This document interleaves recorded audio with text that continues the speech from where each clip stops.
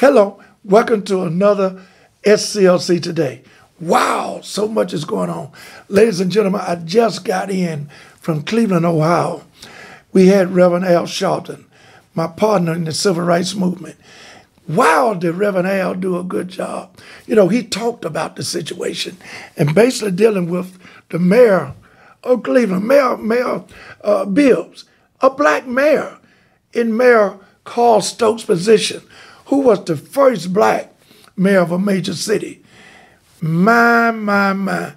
We had an opportunity to deal with the situations in terms of Mayor Bibbs being a black mayor and bringing about the opportunities and the positioning of economic development with Sherwin-Williams. Sherwin-Williams, ladies and gentlemen, dealing with $1 billion project. It's actually $600 million now. With the change orders, you know they're coming. It's going to be $1 billion project. And you have 9 partners, 9 partnerships at the top who are the prime contractors and making all the decisions. And guess what? All of the money. It's about the economics. And Sherwin-Williams has given a deaf ear in the last year and 2 months that I've been flying in and out of Cleveland, trying to rectify this problem. But let me tell you what Reverend Al Sharpton did that was so great in significance. He said, Mr. Mayor, I talked to you prior to coming here after talking to Steele and Dr. Cavanagh about this problem. He said, what you told me was that you were not the mayor when it was negotiated for Sherwin-Williams to bring about the elimination of a black prime, or African-American prime construction company to be in partnership with the other Caucasians. He said not only one, but it should be at least 2. But he said, but Mr. Mayor, you are the mayor now. You can correct that problem. Oh, ladies and gentlemen, that's the hook. That's the motivating factor, that we have an African-American mayor sitting at the top of this project that could correct the wrongfulness of the incorrection of what they did to eliminate black folks, African Americans, people of color, on the economic scale of balancing the project. It's all about the economics.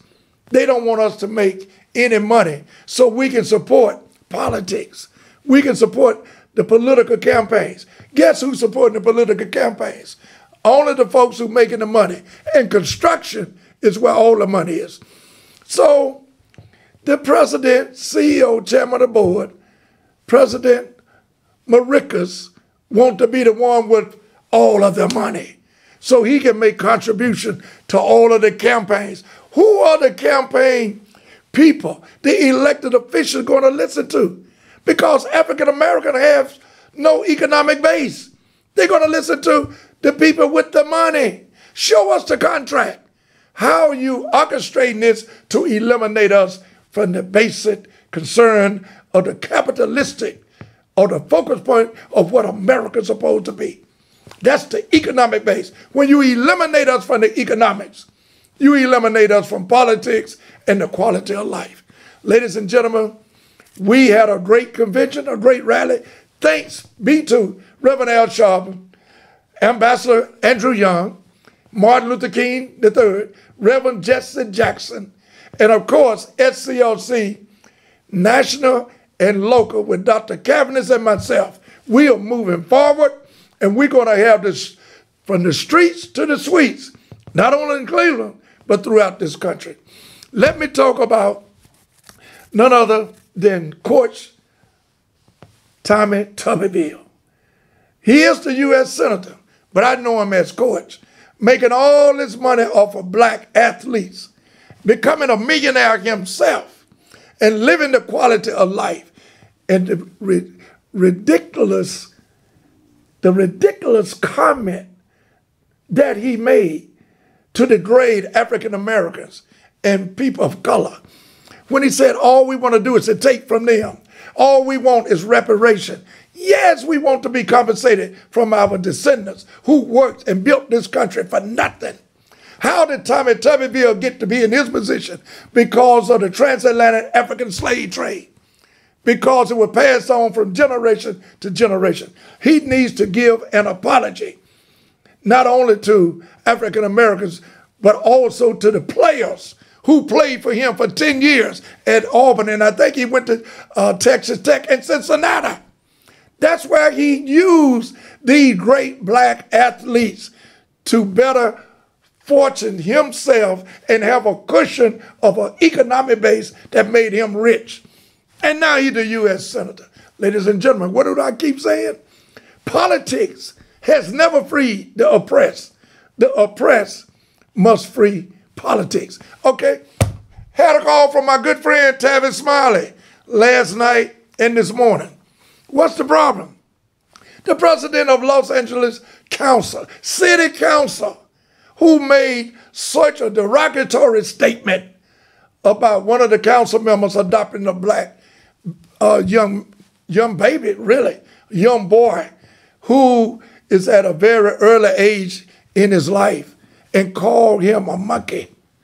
She said among her other colleagues who are Hispanic and some that was white, that the boy that was adopted by this white councilman resembles that he looked like a resemblance of a monkey. Lord have mercy, Jesus. What do I keep telling us? America must understand that you have to have a healing process. Racism is just like COVID-19. It's a virus, and it's contagious, not only with people of the ethnicity or the tradition, prejudice and discrimination and racist mindset and attitude toward us in the past, or the historicity of this country, but now you have Hispanic people who might be just a little shade lighter than most African Americans. Now they're trying to discriminate against us. Ladies and gentlemen, we're talking about unity for the community. We must all come together, because this cannot exist in this country called the United States of America. We're supposed to be united. And if you're silent, you're just as guilty. Dr. King said, silence in the face of evil is evil itself. Have a great day. I just told you a truthful message that we must realize and come in contact with the fact that we are all guilty if we don't unite and eradicate racism from our society. Have a great day, because this is SCLC Today, and we're going to tell it like it is, because love is what love does. That's why we do what we do. Have a great day.